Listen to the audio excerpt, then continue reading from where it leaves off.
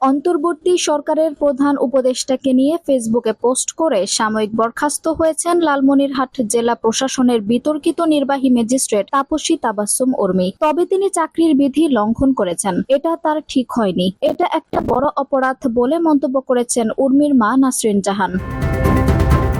তিনি বলেন, আমরা যুদ্ধ করিনি, যুদ্ধ দেখিনি, যে যুদ্ধ হয়েছে সেটা ইতিহাস। তবে ইতিহাসকে অস্বীকার করার উপায় নেই। আমরা আমাদের মা বাবাকে অস্বীকার করতে পারবো কি? সোমবার 7 অক্টোবর রাতে তাপসী তাবাসসুম উর্মির মা নাসরিন জাহান সংবাদ মাধ্যমকে এসব কথা বলেন। তিনি আরো বলেন, উর্মি ছাত্র জীবনে কোনো রাজনৈতিক সংগঠনের সঙ্গে জড়িত ছিল না।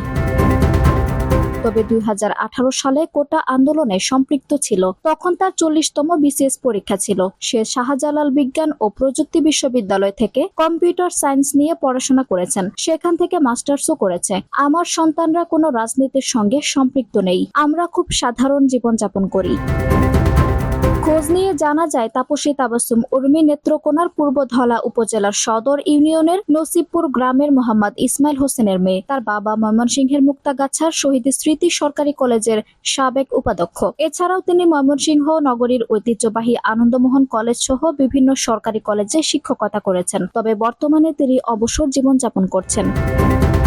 এছাড়া উর্মির মা নাসরিন জাহান বর্তমানে মুক্তাগাছার হাজী কাশেম আলী মহিলা ডিগ্রি কলেজে গণিত বিভাগের সহকারী অধ্যাপক হিসেবে কর্মরত রয়েছেন। বর্তমানে তারা ময়মনসিংহ কেন্দ্রীয় কারাগারের পেছনে কাসর জেল রোড এলাকায় নিজ বাসায় বসবাস করেন।